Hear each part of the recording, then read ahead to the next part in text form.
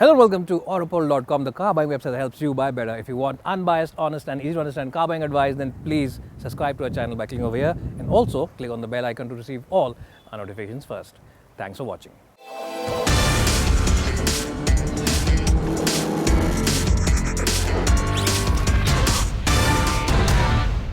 Well, this is the all-new Maruti Suzuki Ciaz, and as you can see, it gets an all-new nose now, which looks a lot more premium and a lot more upmarket than the outgoing car. But the biggest change on this car now is an all-new 1.5-litre petrol engine. So, does the new engine, along with these new features and this new face, make this a better car than the Honda City and the Hyundai Verna? We'll try and answer that question by the end of this video. But before that, here's a message from our sponsors. Well, if you're planning to sell your car first before buying this one, then you should definitely check out Cars24. Visit any of their 50 branches across India and sell your car at the best price. Not only this, Cars24 will immediately transfer the money into your bank account and will also take care of all the paperwork, including the RC transfer. So check out Cars24 today.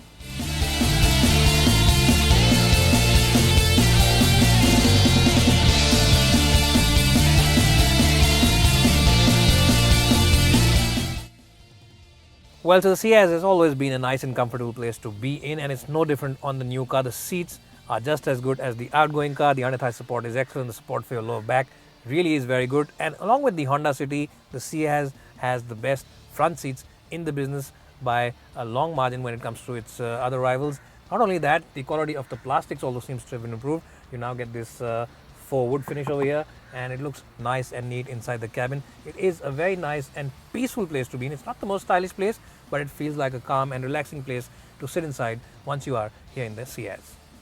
Now, in terms of overall utility places, you get this nice elbow box over here where you can keep those face wipe tissues. You get one small tray over here just below the handbrake where you can keep your cell phone, and you get a bigger tray over here where you can keep a couple of beverages as well as place your cell phone and wallet. And the nice part is that you can always close in this lid and hide away all those things from prying eyes outside or people inside the car if you want to save those Diet Coke cans from other kids inside the car. You also get a nice and usable glove box, and the door bins are large enough to house those big bottles from your home for those long highway trips.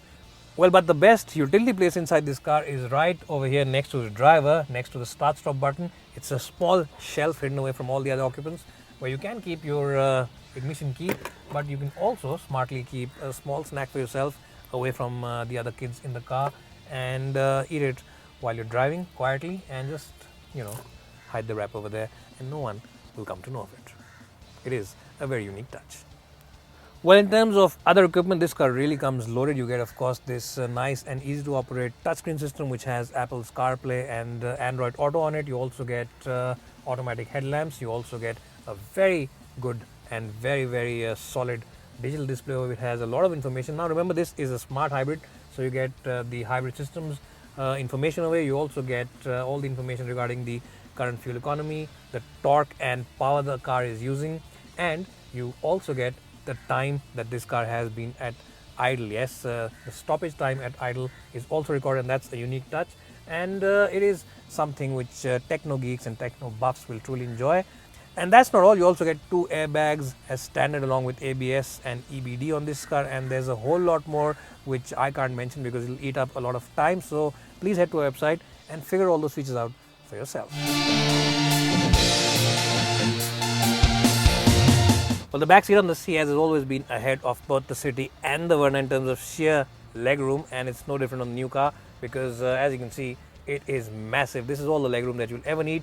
In fact, if you're sitting here, this car will not feel like a mid-size sedan. It will feel like a much more expensive and a lot more premium car because of the sheer space that is available. Headroom also is more than adequate, and my height for reference is 5'10", remember, and I always adjust the front seat for my height and my driving position, and even then there's plenty of space over here. So if you are about 6'2", 6'3", you should be more than sufficiently comfortable in the back seat of the Ciaz. As you can see, the knee and hip angle also isn't very low. It's a nice angle, so you don't really sit very low in this car, which means that at the end of a journey you will not feel very tired. What also adds to the premiumness and the comfort factor inside this car are the huge windows at the back. Now this car's door, the rear door, is really big, which means that you can get in and out of it without any issues at all. You also get a lot of glass area, which means that the cabin feels airy. And the best part is that the floor panel is completely flattish, so whoever sitting in the middle has plenty of place to stretch his feet. It's a genuine 3-seater at the back, and it really is a nice and relaxing car for those long highway trips. It gets full marks in my book.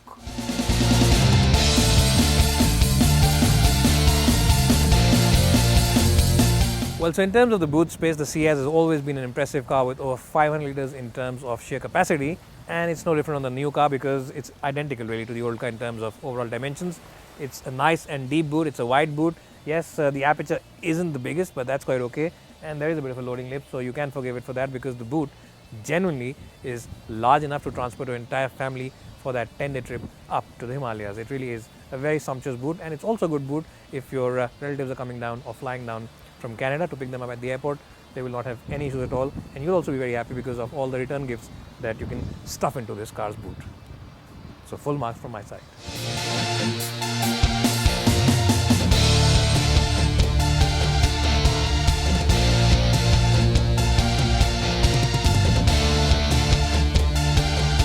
Well, so the biggest change now on the Ciaz is the introduction of a new 1.5 litre petrol engine, which makes about 104 bhp of power, and it uses hybrid technology. Yes, it's a mild hybrid system. Maruti calls it the smart hybrid.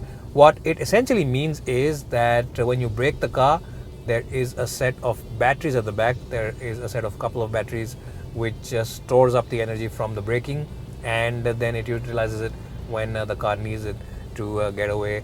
So that's something which helps save fuel, and Maruti claims fuel economy figures in excess of 20 kpl for the petrol version of this car, which are figures which will easily be the best in its segment.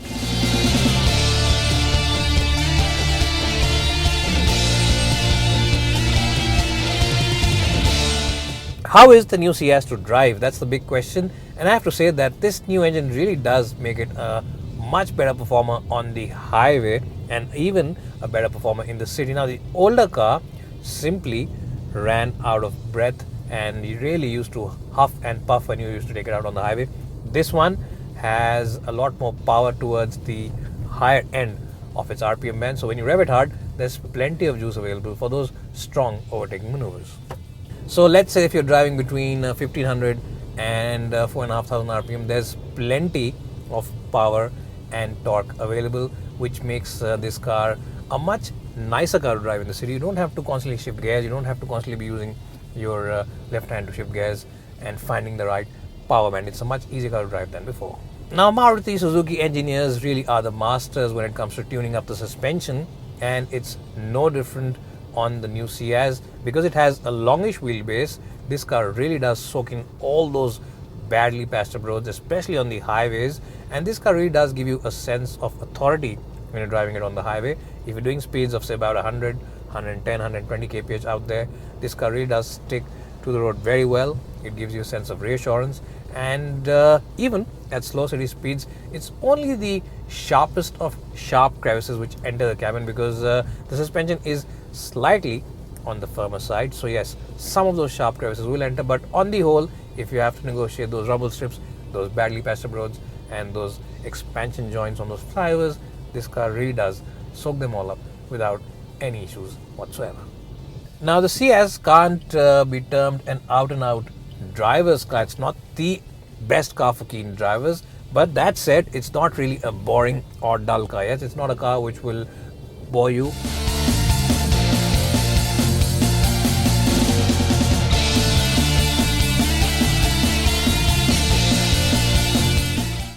Well, so how does the Maruti Suzuki Ciaz compare with its main rivals? Well, in terms of the backseat experience, this car has always been ahead of both of them, and this one is still ahead by a long way.